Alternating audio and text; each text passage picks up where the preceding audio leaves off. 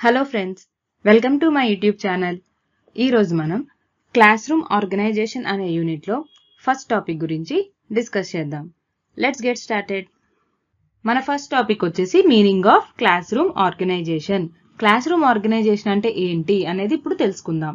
Class room organization focuses on the physical environment. Classroom organisation అనేది physical environment మీద focus చేస్తుంది. Physical environment అంటే ఏంటి? The way a classroom is set up. మనం classroom ని ఎలా set చేసాం, టీచింగ్ లెర్నింగ్ ప్రాసెస్ కోసం మన క్లాస్ రూమ్ లో ఫిజికల్ ఎలిమెంట్స్ ని ఎలా ఆర్గనైజ్ చేసి పెట్టాము, అంటే ఎలా ఒక ఆర్డర్ లో పెట్టాము అనేది క్లాస్ రూమ్ ఆర్గనైజేషన్ ఫోకస్ చేస్తుంది. Teachers place furniture, materials and displays in order to optimise student learning. Teachers ఏం చేస్తారంట, ఫిజికల్ ఎలిమెంట్స్ అంటే ఇవి ఫర్నిచర్ కానీ, మెటీరియల్ కానీ, డిస్ప్లేస్ కానీ, బుక్స్ కానీ, ఇవన్నీ కూడా physical elements of the class room అనమాట. వాటిని ఎలా ప్లేస్ చేయాలి? To optimise student learning. Optimise అంటే ఎఫెక్టివ్ గా చేసేలాగా, ఇంప్రూవ్ చేసేలాగా. ఓకేనా? స్టూడెంట్ లెర్నింగ్ అనేది ఆప్టిమైజ్ అయ్యేలాగా మనం ఈ ఫిజికల్ ఎలిమెంట్స్ అన్నిటినీ కూడా ఒక ఆర్డర్ లో పెట్టాలి క్లాస్ రూమ్ లో. Okay. Reduce distractions. Classroom organisation వల్ల డిస్ట్రాక్షన్స్ అనేవి రెడ్యూస్ అవుతాయి. డిస్ట్రాక్షన్స్ అంటే డిస్టర్బెన్సెస్ అన్నమాట.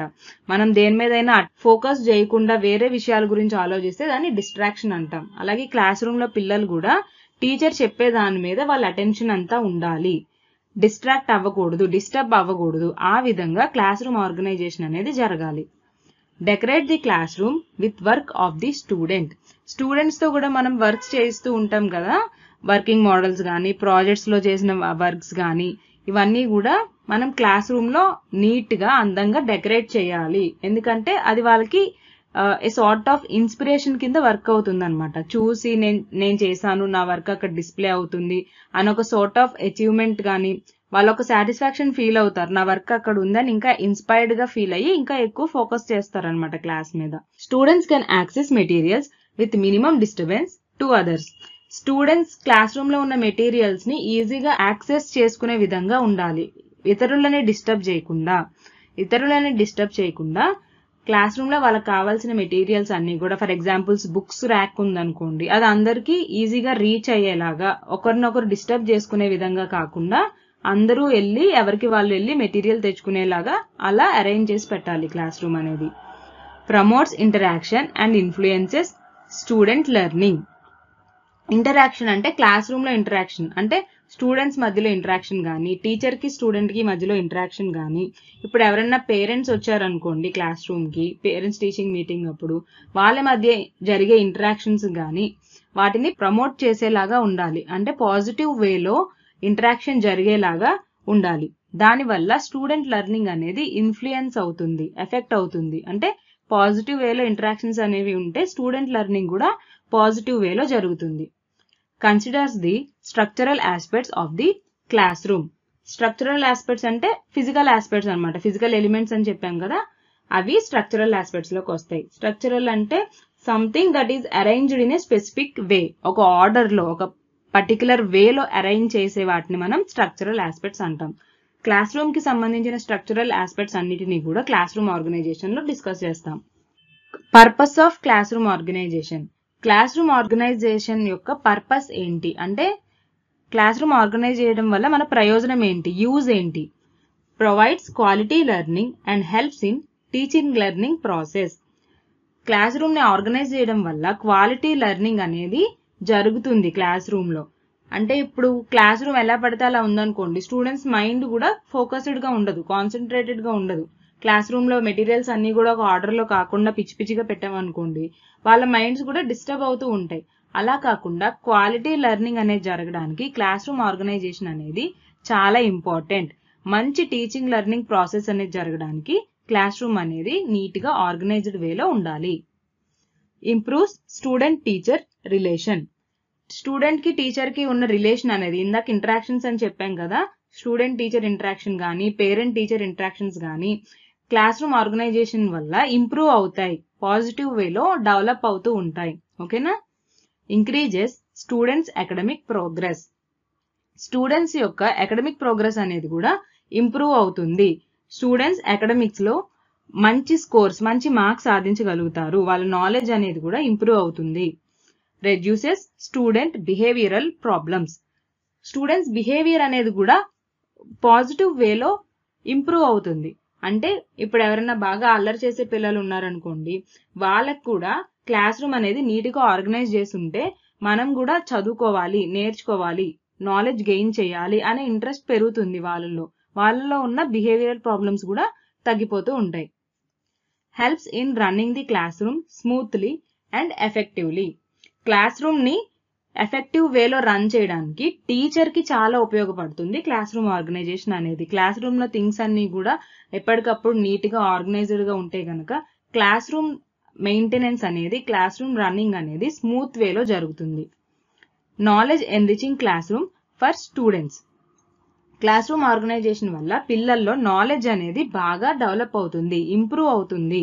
ఇప్పుడు class rooms teaching learning material అన్ని కూడా ఒక ఆర్డర్ లో డిస్ప్లే చేసామనుకోండి, ఏదైనా ఒక పర్టికులర్ టాపిక్, ఫర్ ఎగ్జాంపుల్ ఏదైనా ఒక కష్టమైన టాపిక్ ఉందనుకోండి, దాన్ని మనం TLM ఫామ్ లో తీసుకొచ్చి క్లాస్ రూమ్ లో డిస్ప్లే చేసినప్పుడు వాళ్ళది ఇంట్రెస్టింగ్ గా నేర్చుకోగలుగుతారు. ఎంత కష్టమైన టాపిక్ అయినా సరే వాళ్ళకి మనం TLM లో డిస్ప్లే చేసినప్పుడు, క్లాస్ రూమ్ ఆర్గనైజేషన్ లో నీట్ గా ఒక ఆర్డర్ లో డిస్ప్లే చేసినప్పుడు వాళ్ళకి అది గుర్తుండిపోతుంది. లైఫ్ లాంగ్ వాళ్ళ మైండ్ లో ఆ నాలెడ్జ్ అనేది ప్రింట్ అయిపోతుంది.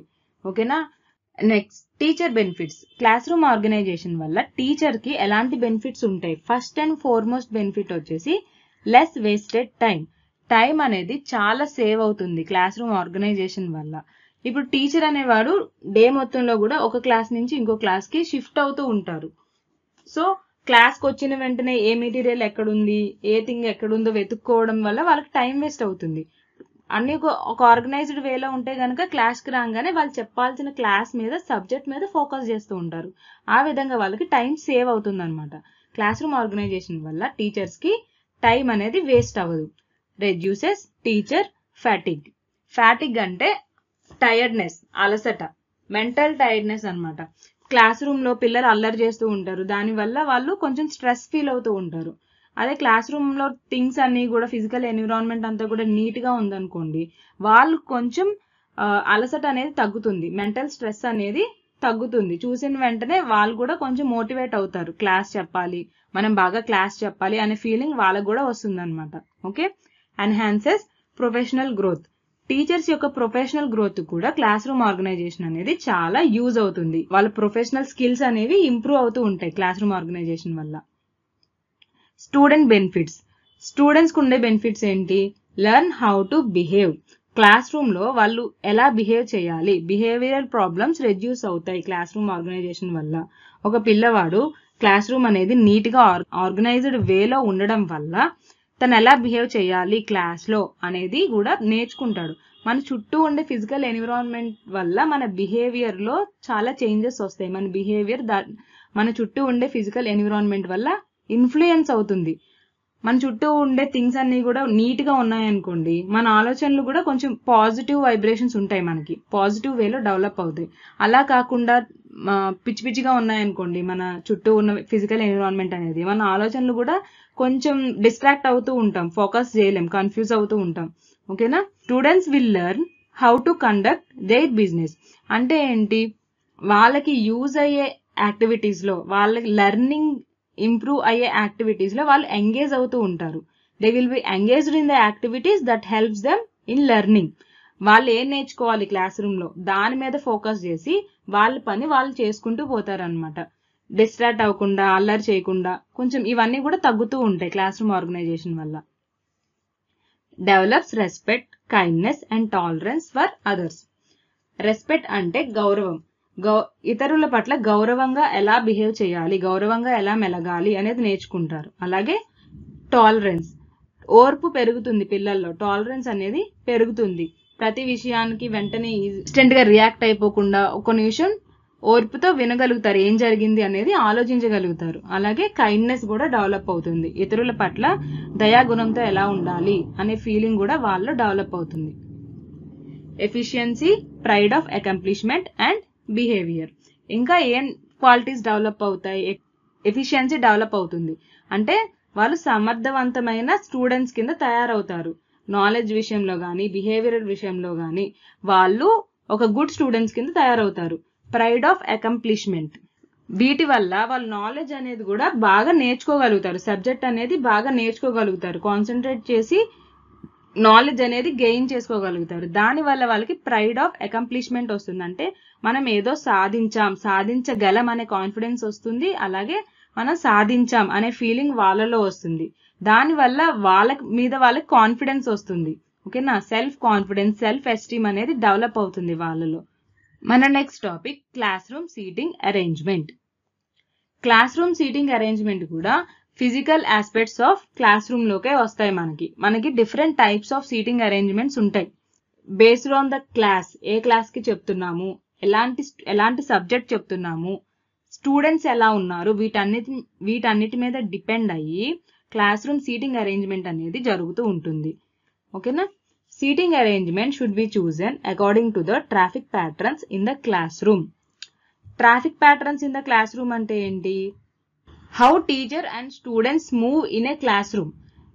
టీచర్స్ స్టూడెంట్స్ కూడా క్లాస్ రూమ్ లో ఎలా మూవ్ అవుతున్నారు అంటే ఏదైనా మెటీరియల్ యాక్సెస్ చేయడానికి కానీ, టీచర్ క్లాస్ రూమ్ లోకి వచ్చి బోర్డు వరకు వెళ్ళడం కానీ, లేదా స్టూడెంట్స్ ని మానిటర్ చేయడానికి క్లాస్ రూమ్ లో తిరగడానికి వీలుగా ఉందా లేదా, ఇవన్నీ కూడా traffic patterns in the class room లోకి వస్తాయి అన్నమాట.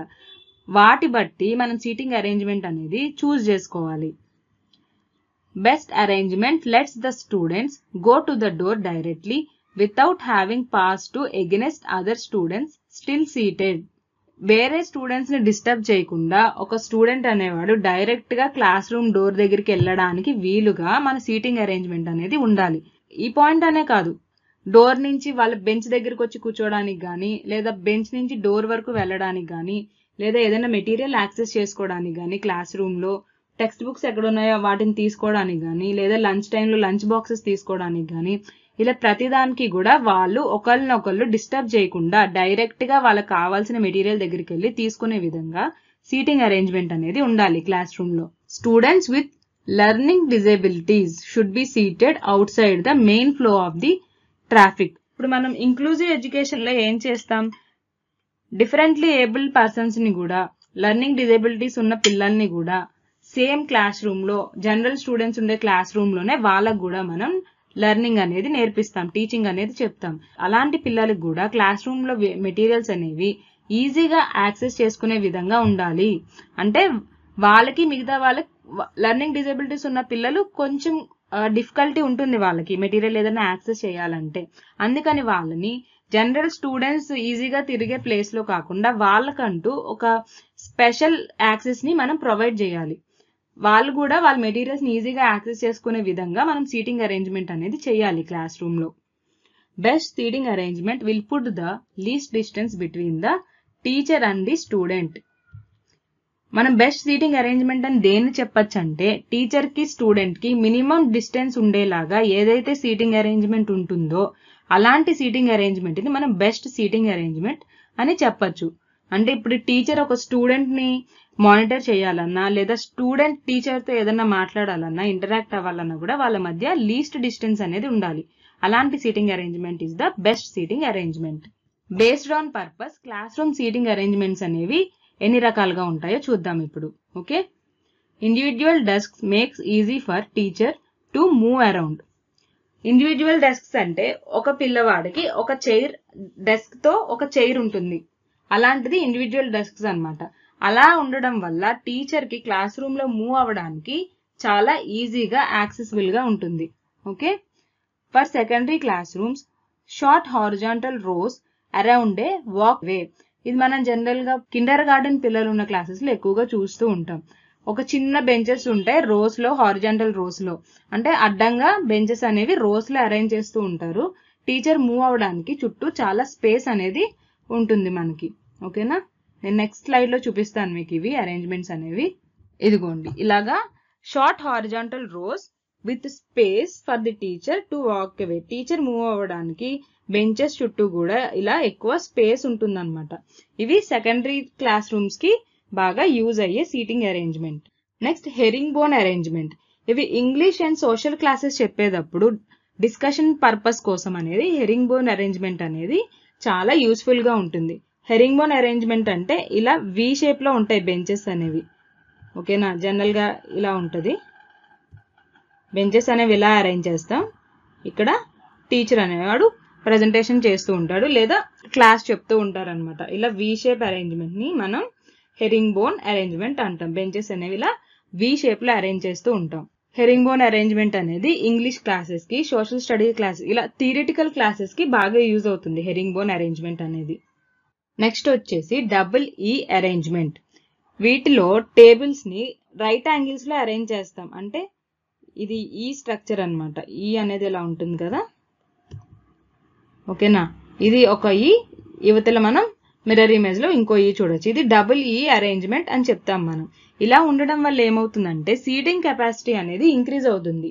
మనం జనరల్ గా ల్యాబ్స్ లో చూస్తూ ఉంటాం, మన కంప్యూటర్ ల్యాబ్స్ ఉంటాయి కదా, అలాంటి ల్యాబ్స్ లో ఇలాంటి అరేంజ్మెంట్ అనేది చూస్తూ ఉంటాం. తక్కువ స్పేస్ లో ఎక్కువ మందికి మనం సీటింగ్ అరేంజ్మెంట్ చేయాలంటే ఈ గానీ డబుల్ ఈ గానీ ఇలాంటి అరేంజ్మెంట్ ని మనం యూజ్ చేస్తాం అనమాట. Semi circle seating arrangement. Semi circle seating arrangement అనేది ఇలా ఉంటుంది. బెంచెస్ అన్ని కూడా లేదా చైర్స్ అన్ని కూడా పిల్లలకి ఇలా సెమీ సర్కిల్ షేప్ లో అరేంజ్ చేస్తాము. ఇక్కడ టీచర్ అనేవారు ఇక్కడ ప్రెజెంటేషన్ ఇస్తారు. సెమీ సర్కిల్ సీటింగ్ అరేంజ్మెంట్ అనేది డెమాన్స్ట్రేషన్ పర్పస్ కోసం బాగా హెల్ప్ అవుతుంది. మనం ఏదైనా ఎక్స్పెరిమెంట్ డెమాన్స్ట్రేట్ చేసి చూపించాలి అనుకుంటున్నాం అనుకోండి, లేదా బయాలజీ క్లాస్ లో స్కెలిటన్ మోడల్ ఒకటి తెచ్చి అందరికి చూపించాలి, దాని గురించి ఎక్స్ప్లెయిన్ చేయాలి అనుకుంటున్నాం అనుకోండి, అప్పుడు సెమీ సర్కిల్ సీటింగ్ అరేంజ్మెంట్ అనేది బాగా యూజ్ అవుతుంది మనకి డెమాన్స్ట్రేషన్ పర్పస్ కోసం. బేస్డ్ ఆన్ పర్పస్ చూసాం కదా, ఇప్పుడు బేస్డ్ ఆన్ ఇన్స్ట్రక్షనల్ యాక్టివిటీస్ ఎలాంటి సీటింగ్ అరేంజ్మెంట్స్ ఉంటాయో చూద్దాం. ఇన్స్ట్రక్షనల్ యాక్టివిటీస్ అంటే మనం మెథడ్స్ ఆఫ్ టీచింగ్ అని చెప్పొచ్చు. టీచింగ్ అనేది ఏ మెథడ్ లో జరుగుతుంది, ఇన్స్ట్రక్షన్ అనేది ఏ మెథడ్ లో జరుగుతుంది, దాన్ని మనం ఇన్స్ట్రక్షనల్ యాక్టివిటీస్ అని చెప్తాం. ఓకేనా, వాటిని బేస్ చేసుకుని సీటింగ్ అరేంజ్మెంట్ అనేది 3 టైప్స్ కింద డివైడ్ చేసాం. ఫస్ట్ వచ్చేసి ట్రెడిషనల్ రో సీటింగ్. ఇది మనం జనరల్ గా క్లాస్ రూమ్ లో చూసే సీటింగ్ అరేంజ్మెంటే. Students all face the black board at teacher on one side. General గా మనం క్లాస్ రూమ్ లో చూసే అరేంజ్మెంట్ ఇలాగే ఉంటుంది. స్టూడెంట్స్ అందరూ కూడా బ్లాక్ బోర్డ్ వైపు ఫేస్ చేసి ఉంటారు. వాళ్ళ చైర్స్ గానీ బెంచెస్ గానీ బ్లాక్ బోర్డ్ వైపు ఉంటాయి. టీచర్ అనేది వాళ్ళకి ఆపోజిట్ డైరెక్షన్ లో ఒక సైడ్ నుంచుని ఉంటారు. ఓకేనా, ఈ సీటింగ్ అరేంజ్మెంట్ అనేది అడ్మినిస్ట్రింగ్ టెస్ట్స్ అంటే టెస్ట్స్ కండక్ట్ చేయడానికి, ఎగ్జామ్స్ కండక్ట్ చేయడానికి, చీటింగ్ లేకుండా ఎగ్జామ్స్ అనేవి జరగడానికి ఈ టైప్ ఆఫ్ సీటింగ్ అరేంజ్మెంట్ అనేది బాగా యూజ్ అవుతుంది. నెక్స్ట్ వచ్చేసి you shaped seating arrangement. U shape అంటే మనందరికీ తెలుసు కదా, యూ షేప్ లో ఉంటుంది సీటింగ్ అరేంజ్మెంట్ అనేది. ఇది ఎందుకంటే లార్జ్ స్కేల్ అంటే ఎక్కువ మంది పిల్లలు ఉన్నప్పుడు డిస్కషన్ ఏదన్నా పెట్టాలనుకోండి, వాళ్ళతో ఇంటరాక్ట్ అవుతూ మాట్లాడడానికి యూ షేప్డ్ సీటింగ్ అరేంజ్మెంట్ అనేది బాగా యూజ్ అవుతుంది. స్టూడెంట్స్ తో కనెక్ట్ అవ్వడానికి, అంటే స్టూడెంట్స్ ను కూడా డిస్కషన్ లో పార్టిసిపేట్ చేయడానికి, 2-వే కమ్యూనికేషన్ జరగడానికి యూ షేప్డ్ సీటింగ్ అరేంజ్మెంట్ అనేది బాగా యూజ్ అవుతుంది మనకి. Next cluster seating. క్లస్టర్స్ అంటే స్మాల్ ఏరియాస్ అన్నమాట, చిన్న చిన్న గ్రూప్స్ కింద డివైడ్ చేయడం స్టూడెంట్స్ ని. ఓకేనా, నేను నెక్స్ట్ స్లైడ్ లో చూపిస్తాను. ఇది యూ షేప్డ్ సీటింగ్ అరేంజ్మెంట్. దీంట్లో టీచర్ ఇక్కడ నుంచొని డిస్కషన్ అనేది చేస్తూ ఉంటారు. అందరూ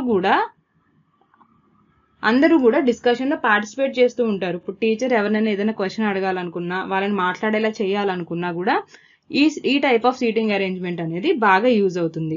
ఇది క్లస్టర్ సీటింగ్ అరేంజ్మెంట్. పిల్లల్ని చిన్న చిన్న గ్రూప్స్ కింద డివైడ్ చేస్తూ ఉంటాం మనం. ఇదేంటంటే ఏదైనా మనం గ్రూప్ యాక్టివిటీస్ ఇచ్చామనుకోండి, వాళ్ళకి గ్రూప్ లో కోఆపరేటివ్ లెర్నింగ్ అనేది ఎలా జరుగుతుంది అనేది తెలుస్తుంది దీనివల్ల.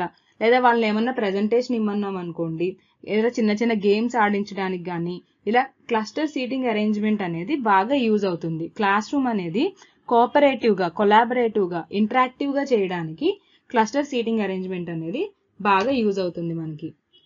దీంట్లో పిల్లలందరూ కూడా యాక్టివ్ గా పార్టిసిపేట్ చేయగలుగుతారు, మాట్లాడగలుగుతారు, వాళ్ళ థాట్స్ ని ఇతరులతో షేర్ చేసుకోగలుగుతారు. ఇప్పుడు మొత్తం పెద్ద క్లాస్ రూమ్ ఉన్నప్పుడు, ఎక్కువ మంది ఉన్నప్పుడు భయపడొచ్చు పిల్లలు వాళ్ళ థాట్స్ ఫ్రీగా షేర్ చేసుకోవడానికి. ఇలా మనం క్లస్టర్స్ కింద డివైడ్ చేయడం వల్ల ఆ గ్రూప్ లో పిల్లలు అనేవాళ్ళు తక్కువ మంది, వాళ్ళ ఫ్రెండ్స్ తక్కువ మంది ఉంటారు కాబట్టి వాళ్ళ ఫీలింగ్స్ ని ఫ్రీగా షేర్ చేసుకోగలుగుతారు.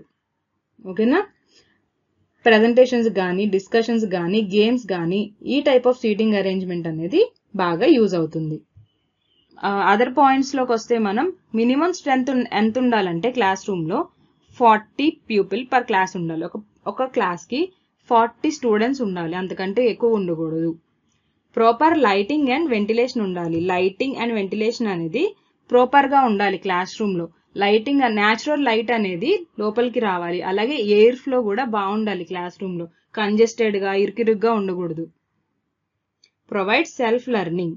క్లాస్ రూమ్ ఆర్గనైజేషన్ అనేది ఎలా ఉండాలంటే పిల్లలు వాళ్ళంతట వాళ్ళు నేర్చుకోవాలి అనే ఇంట్రెస్ట్ కలిగేలా చెయ్యాలి.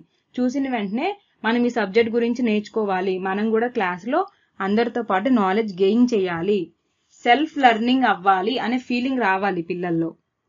అలాగే ఫ్లెక్సిబుల్గా ఉండాలి. ఫ్లెక్సిబుల్గా అంటే ఈజీగా యాక్సెస్ చేసేలాగా, ఈజీగా అడ్జస్ట్ చేసుకునేలాగా ఉండాలి క్లాస్ రూమ్ అనేది. రిజిడ్గా ఉండకూడదు. పిల్లల స్వభావాన్ని బట్టి, క్లాస్ రూమ్లో ఉండే ట్రాఫిక్ ప్యాటర్న్స్ని బట్టి, లెర్నింగ్ డిజేబిలిటీస్ ఉన్న స్టూడెంట్స్ ఉన్నారా, ఆ పాయింట్స్ అన్నిటిని దృష్టిలో పెట్టుకుని క్లాస్ రూమ్ని మనకి అనుకూలంగా, పిల్లలకి అనుకూలంగా అడ్జస్ట్ చేసుకునే విధంగా ఉండాలి. Help to reach the objects.